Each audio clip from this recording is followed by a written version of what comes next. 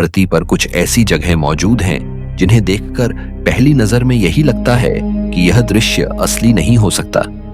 कहीं सड़क पानी के भीतर चलती दिखाई देती है, कहीं रेत के बीच मीठे पानी की झीलें चमकती हैं, कहीं पहाड़ों के ऊपर ऐसे रास्ते बने हैं जिन्हें देखकर दिमाग ही जवाब दे दे।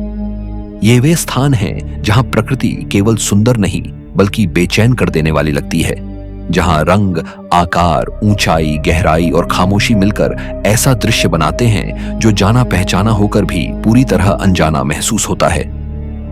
आज की इस यात्रा में हम आपको पृथ्वी के उन्हीं असंभव दिखने वाले स्थानों तक लेकर चलेंगे जो किसी दूसरे ग्रह जैसे लगते हैं लेकिन मौजूद इसी दुनिया में हैं। Number 1, Yongwu water highway. पहली नजर में योंगवू वाटर हाईवे किसी सामान्य सड़क जैसा नहीं लगता। यह ऐसा दृश्य पैदा करता है जैसे कोई रास्ता झील के भीतर खो गया हो, जैसे किसी पुराने भूभाग को पानी ने निगल लिया हो और पीछे केवल उसकी एक सीधी रेखा बची हो।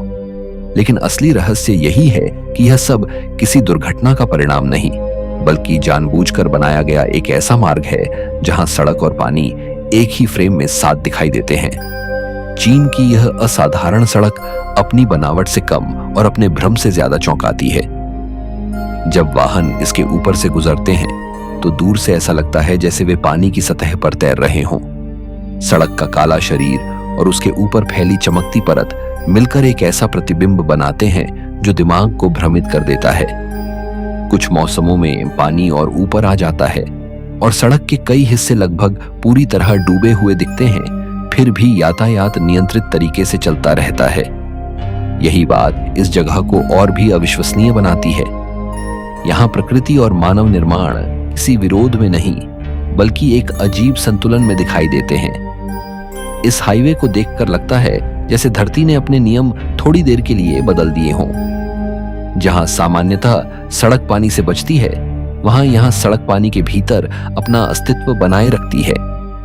यह केवल एक परिवहन मार्ग नहीं बल्कि एक ऐसा दृश्य है जो साबित करता है कि कभी-कभी वास्तविक दुनिया किसी विज्ञान कथा से भी अधिक विचित्र हो सकती है। नंबर 2, मॉरिटानिया आयरन और ट्रेन। मॉरिटानिया की आयरन और ट्रेन केवल एक रेलगाड़ी नहीं बल्कि सहारा के हृदय को चीरती हुई चलती एक धातु की लंबी रेखा है जो इंसान को उसकी सीमाओं का एहसास कराती है।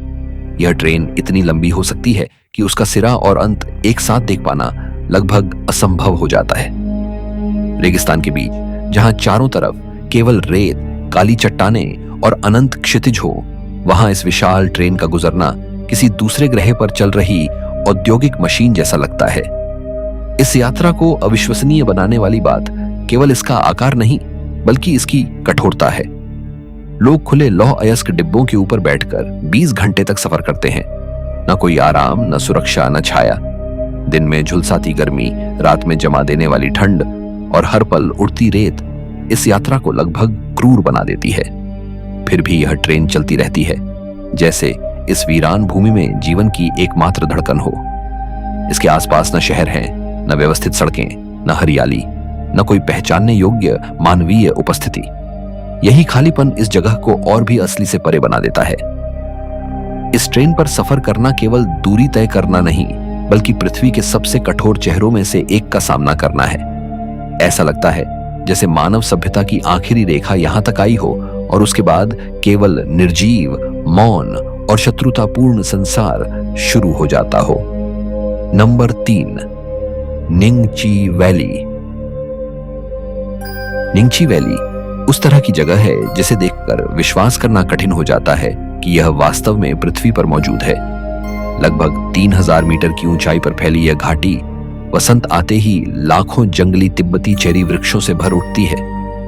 गुलाबी और सफेद फूलों की यह परत जब दूर दूर तक पहाड़ियों और ढलानों पर फैलती है तो दृश्य किसी स्वप्न जैसा लगता है। आमतौर पर इतनी ऊंचाई का मतलब होता है पतली हवा, कठोर मौसम और सीमित जीवन। लेकिन यहाँ उसी वातावरण में कोमलता, रंग और सौंदर्य का ऐसा विस्फोट दिखाई देता है जो पूरी तरह असंभव सा लगता है। इस घाटी के पीछे हिम से ढकी विशाल पर्वत श्रृंखलाएं उठती हैं जिनमें कई शिखर 7000 मीटर से भी अधिक ऊंचे हैं। बर्फ, ठंड और विरल ऑक्सीजन से घिरे इस क्षेत्र में इतने बड़े पैमाने पर फूलों का खिलना प्रकृति के भीतर छिपी उस जिद को दिखाता है जिसे विज्ञान आंकड़ों में तो समझ सकता है, पर पूरी तरह महसूस नहीं कर सकता। समुद्र तल की तुलना में यहाँ ऑक्सीजन लगभग 40% कम होती है, फिर भी यह घाटी जीवन से भर उठती है। यही विरोधाभास इसे असाधारण बनाता है। नाजुक फूल और निर्दयी ऊंचाई एक ही फ्रेम में दिखाई देते हैं। निंगची केवल सुंदर नहीं है, बल्कि वह यह भी याद दिलाती है कि प्रकृति कभी कभी अपने सबसे कठोर स्थानों में भी सबसे कोमल चमत्कार रच देती है। यही कारण है कि यह घाटी किसी और दुनिया की खिड़की जैसी महसूस होती है। नंबर 4, लेंसोइस मारानिएंसिस। लेंसोइस मारानिएंसिस को पहली बार देखने पर यह एक विशाल रेगिस्तान जैसा लगता है। सफेद रेत की अंतहीन लहरें, ऊंचे नीचे टीलों की कतारें और दूर तक फैली सूखी शांति। लेकिन इस स्थान का सबसे बड़ा रहस्य उसकी रेत में नहीं, बल्कि उस पानी में छिपा है जो बरसात के मौसम में इन टीलों के बीच अचानक प्रकट हो जाता है। जून से सितंबर के बीच यहाँ हजारों मीठे पानी की झीलें बनती हैं, जिनका रंग कभी पन्ने जैसा हरा, कभी फिरोजी तो कभी साफ नीला दिखता है। यही वह बात है जो इस जगह को सामान्य रेगिस्तान की परिभाषा से बाहर ले जाती है। जहां लोग पानी की उम्मीद नहीं करते, वहीं यहाँ रेत के बीच जीवन से भरे जलाशय चमकते हैं। हवा लगातार टीलों को बदलती रहती है, इसलिए यह परिदृश्य कभी पूरी तरह स्थिर नहीं रहता।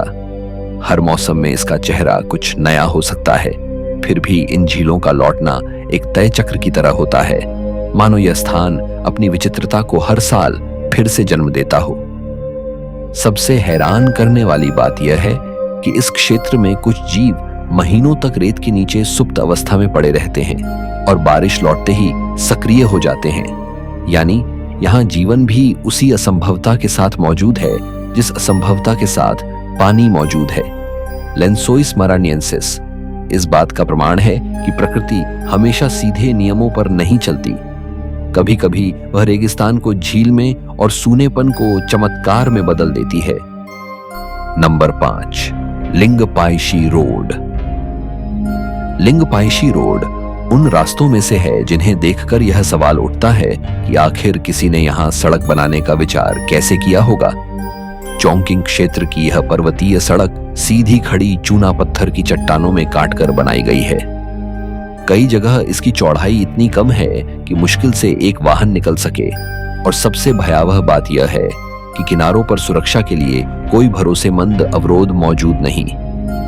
नीचे गहरी घाटियां हैं, ऊपर डीली चट्टानें और बीच में एक ऐसा मार्ग जो हर मोड़ पर जोखिम की परिभाषा बदल देता है। बरसात के मौसम में यहाँ छोटे बड़े पत्थर गिरने की घटनाएं अक्सर दर्ज होती हैं। घना कोहरा दृश्यता को कुछ मीटर तक सीमित कर सकता है और अचानक होने वाली वर्षा सड़क की सतह को खतरनाक रूप से फिसलन भरा बना देती है। यही कारण है कि यह रास्ता केवल कठिन नहीं, बल्कि मनोवैज्ञानिक रूप से भी भय पैदा करने वाला है। यहाँ वाहन चलाना मानो चट्टान, मौसम और ऊंचाई के बीच एक अस्थायी समझौता करना हो। लिंगपाइशी रोड की सबसे विचित्र बात इसका वातावरण है। यह जगह आधुनिक सभ्यता का हिस्सा होते हुए भी पूरी तरह जंगली और अनियंत्रित महसूस होती है। रास्ता ऐसा लगता है जैसे पहाड़ ने अनिच्छा से अपने भीतर से एक पतली रेखा निकालने दी हो। यही इसे और भी अस्थिर बनाता है। यह सड़क केवल गंतव्य तक पहुंचने का माध्यम नहीं, बल्कि इस बात का जीवित उदाहरण है कि मानव निर्माण कभी कभी प्रकृति की निर्ममता के सामने कितना नाजुक और असुरक्षित दिखाई देता है। नंबर 6, कोलमनस्कोप। नामीब मरुस्थल के भीतर छिपा कोलमनस्कोप एक ऐसा परित्यक्त नगर है जिसे देखकर लगता है मानो समय ने यहाँ चलना बंद कर दिया हो और फिर रेत ने धीरे धीरे सब कुछ अपने अधिकार में ले लिया हो। 1908 में स्थापित यह बस्ती कभी अफ्रीका की सबसे समृद्ध हीरा खनन कॉलोनियों में गिनी जाती थी। यहाँ अस्पताल थे, स्कूल थे, थिएटर था और वह पूरी शहरी संरचना मौजूद थी जो किसी विकसित समुदाय को परिभाषित करती है। लेकिन आज वही शहर खामोश कमरों, टूटती दीवारों और खिड़कियों तक भरी रेत के बीच खड़ा है। हर घर ऐसा लगता है जैसे रेगिस्तान उसे भीतर से खा रहा हो। यही दृश्य इसे साधारण खंडहरों से अलग बनाता है। यह केवल छोड़ा गया शहर नहीं, बल्कि धीरे धीरे मिटाया जा रहा शहर है। कमरों के भीतर टीलों का बन जाना, दरवाजों का आधा रेत में दब जाना और वीरान गलियारों में हवा का घूमना इस जगह को किसी खोई हुई सभ्यता का रूप देता है। सबसे विचित्र बात यह है कि यह सब केवल एक सदी के भीतर हुआ। यानी जिस जगह कभी मनुष्यों की दौलत और गतिविधि थी, वही स्थान इतने कम समय में प्रकृति की निस्संग शक्ति के सामने लगभग अदृश्य हो गया। कोलमनस्कोप हमें यह दिखाता है कि मानव सफलता कितनी भी चमकदार क्यों ना हो, यदि उसका आधार कठोर भूभाग और अस्थायी संसाधनों पर हो, तो उसका अंत बहुत तेजी से आ सकता है। यह शहर अब हीरों से नहीं, बल्कि अपनी खामोश बर्बादी से चमकता है, और इसी वजह से इतना अविश्वसनीय और अस्थिर महसूस होता है। Number 7, Nujiang 72 turns.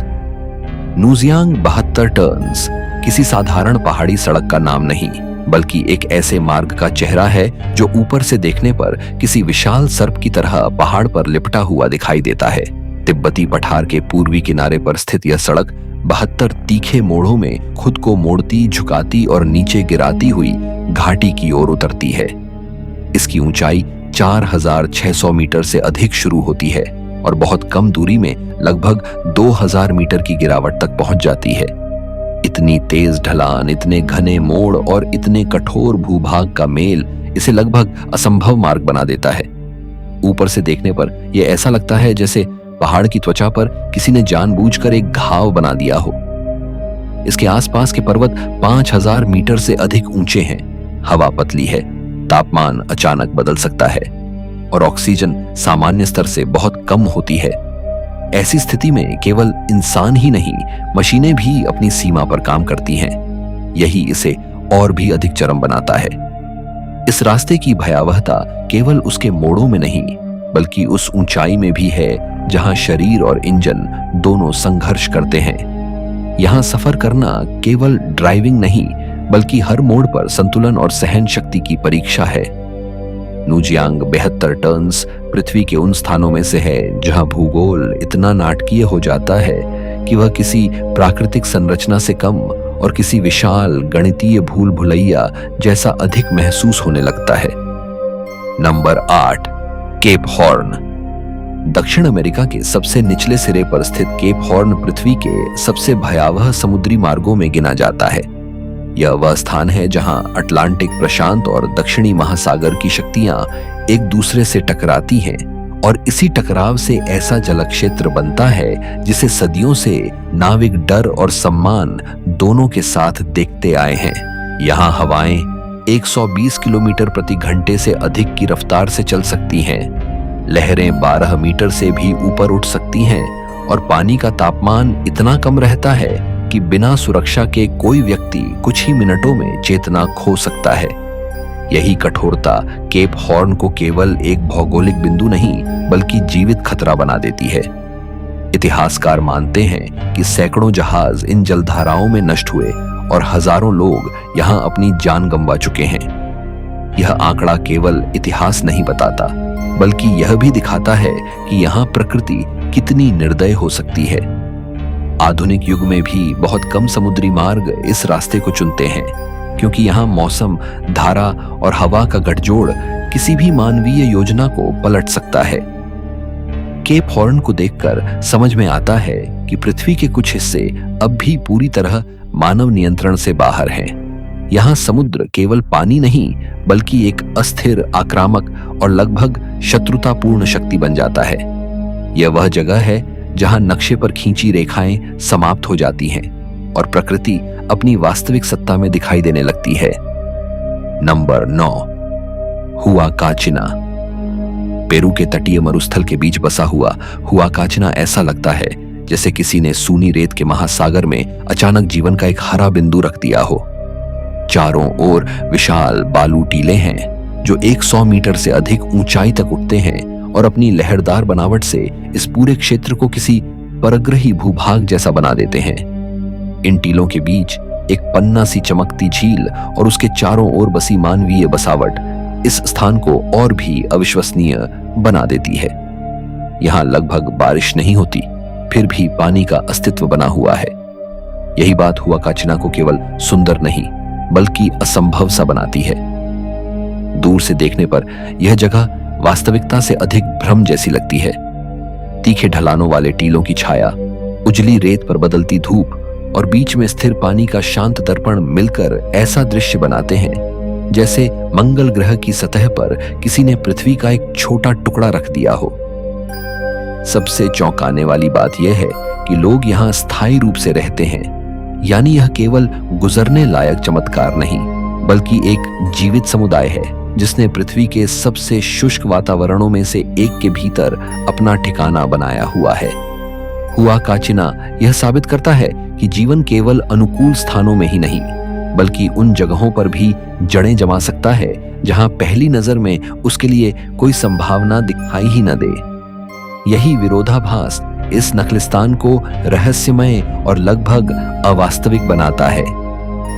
Number 10, Adelaide river. Adelaide river Australia की उन नदियों में से है जहां पानी केवल पानी नहीं लगता बल्कि एक ऐसी सतह जैसा महसूस होता है जिसके नीचे हर क्षण मृत्यु छिपी हो सकती है। यह नदी खारे पानी के मगरमच्छों की अत्यधिक सघन उपस्थिति के लिए कुख्यात है। यहाँ हजारों की संख्या में मौजूद ये जीव पृथ्वी के सबसे बड़े जीवित सरीसृपों में आते हैं। कई वयस्क नर मगरमच्छ 5 से 6 मीटर तक लंबे हो सकते हैं और उनका भार 1000 किलोग्राम से भी ऊपर जा सकता है। ऐसे प्राणियों की मौजूदगी ही इस नदी को सामान्य प्राकृतिक स्थल से हटाकर भय की जीवित संरचना बना देती है। कई हिस्सों में नदी किनारे इतनी घनी मगरमच्छ उपस्थिति दर्ज की गई है कि हर कुछ मीटर पर एक शिकारी मौजूद हो सकता है। उनकी छलांग, गति और जबड़ों की शक्ति उन्हें पानी का निर्विवाद शासक बनाती है। वे अचानक सतह तोड़कर ऊपर आ सकते हैं और प्रतिक्रिया का अवसर लगभग समाप्त कर देते हैं। बरसात के मौसम में जब जलस्तर बढ़ता है तो मगरमच्छ आसपास की बाढ़ग्रस्त भूमि तक फैल जाते हैं, जिससे उनका क्षेत्र और भी व्यापक और अप्रत्याशित हो जाता है। एडिलेड रिवर की सबसे खौफनाक बात उसका दृश्य नहीं बल्कि उसका अदृश्य संसार है। ऊपर से नदी शांत लग सकती है, लेकिन उसकी हर लहर, हर कंपन, हर अस्पष्ट हलचल के पीछे एक छिपा हुआ शिकारी हो सकता है। यही कारण है कि यह स्थान केवल जंगली नहीं बल्कि मनोवैज्ञानिक रूप से भी अस्थिर कर देने वाला है। Number 11, Guge kingdom. तिब्बती पठार के किनारे लगभग 3800 से 4000 मीटर की ऊंचाई पर स्थित गुगे किंगडम के अवशेष किसी सामान्य पुरातात्विक स्थल जैसे नहीं लगते। यह स्थान कटे फटे मिट्टीले पहाड़ों, संकरे दर्रों और गहरी दरारों के बीच इस तरह उभरता है कि दूर से देखने पर यह किसी दूसरे ग्रह की परित्यक्त बस्ती जैसा प्रतीत होता है। कभी यह एक सशक्त साम्राज्य था जिसकी राजधानी पहाड़ की ढलानों में ऊपर नीचे फैली हुई थी। यहाँ सैकड़ों कक्ष, सुरंगें, गुफाएं, महल और मठ थे जो एक बहुस्तरीय संरचना में पहाड़ के भीतर ही बने हुए थे। यही बात गुगे को अद्भुत बनाती है। यह केवल पहाड़ पर बसा नगर नहीं था बल्कि स्वयं पहाड़ को वास्तुकला में बदल देने वाला मानव प्रयास था। इस क्षेत्र का कठोर वातावरण, विरल हवा और दूरस्थ स्थिति पहले ही इसे असाधारण बना देती है, लेकिन इसका अचानक पतन इस रहस्य को और गहरा कर देता है। 17वीं शताब्दी में यह साम्राज्य ढह गया और पीछे केवल उसकी दीवारें, चित्र और मौन बचा। आज यहां खड़े होकर लगता है जैसे सभ्यता एकदम अचानक रुक गई हो। हवा से कटे हुए ये भू आकृतियां और उनमें छिपी मानवीय संरचनाएं इस बात का एहसास कराती हैं कि कभी यहां जीवन, शासन, विश्वास और शक्ति का केंद्र रहा होगा। गुगे किंगडम इसलिए विचित्र है क्योंकि यह केवल इतिहास नहीं दिखाता बल्कि यह भी दिखाता है कि सबसे ऊंचे और सबसे निर्जन भूभागों में भी मनुष्य ने अपने लिए असंभव आकार की दुनिया रची थी। Number 12, Danakil depression. Danakil depression Ethiopia के उत्तर पूर्व में स्थित वह भूभाग है जिसे पृथ्वी के सबसे शत्रुतापूर्ण स्थानों में गिना जाता है। समुद्र तल से नीचे धंसा यह क्षेत्र अत्यधिक ताप, विषैली गैसों, सक्रिय ज्वालामुखीय गतिविधियों और खनिजों से भरी सतह के कारण किसी सामान्य स्थल की तरह नहीं बल्कि किसी दूसरे ग्रह के जीवित घाव जैसा दिखता है। यहां तापमान नियमित रूप से 45 से 50 डिग्री सेल्सियस तक पहुंच सकता है।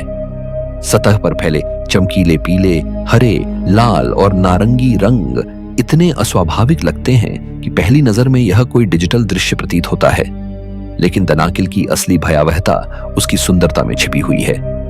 यह रंग जीवन के नहीं बल्कि अत्यधिक रासायनिक और भूवैज्ञानिक गतिविधियों के संकेत हैं। अम्लीय कुंड, नमक के मैदान, धुआं छोड़ती दरारें और पिघली हुई धरती के संकेत इस जगह को लगातार अस्थिर बनाए रखते हैं। यह क्षेत्र 3 विवर्तनिक प्लेटों के संगम पर स्थित है, जहां अफ्रीका धीरे धीरे फट रहा है। यानी यहां केवल सतह विचित्र नहीं बल्कि पृथ्वी के भीतर की ताकतें भी प्रत्यक्ष रूप से काम कर रही हैं। सबसे चौंकाने वाली बात यह है कि इतनी कठोर परिस्थिति में भी लोग यहां नमक खनन का काम करते हैं। यह मानव सहन शक्ति का उतना ही चरम उदाहरण है जितना भूगोल का। दनाकिल डिप्रेशन को देखकर लगता है कि पृथ्वी के भीतर छिपा उग्र संसार कभी कभी सतह पर इस रूप में प्रकट होता है कि वह परिचित ग्रह को भी पूरी तरह अपरिचित बना देता है। Number 13, Los Caracoles. Los Caracoles Andes पर्वतमाला के सबसे भयावह मार्गों में गिना जाता है। ये चिली के रूट 60 का वह हिस्सा है जहां सड़क एक विशाल सर्पिल की तरह लगातार मुड़ती हुई ऊंचाई की ओर चढ़ती है। दर्जनों तीखे हेयरपिन मोड़ों से भरा यह रास्ता लगभग 3200 मीटर की ऊंचाई तक पहुंचता है और कई जगहों पर किनारों पर भरोसेमंद सुरक्षा अवरोध नहीं होते। नीचे गहरी खाइयां हैं, ऊपर बर्फ और बीच में भारी वाहनों से भरी ऐसी सड़क जो चालक से एक पल की भी चूक बर्दाश्त नहीं करती। यही कारण है कि लॉस काराकोलेस केवल खतरनाक नहीं बल्कि मानसिक दबाव पैदा करने वाला मार्ग भी है। यहां मौसम कुछ ही मिनटों में बदल सकता है। अचानक बर्फबारी, ब्लैक आइस, तेज हवा और हाइट आउट जैसी परिस्थितियां किसी भी वाहन को असंतुलित कर सकती हैं। जब बड़े ट्रक इन्हीं संकरे मोड़ों से गुजरते हैं तो रास्ता और भी भयावह लगने लगता है। प्रत्येक मोड़ पर ऐसा महसूस होता है जैसे सड़क और खाई के बीच का अंतर केवल इच्छा शक्ति से बना हुआ है। इस जगह का दृश्य जितना आकर्षक है उतना ही निर्मम भी।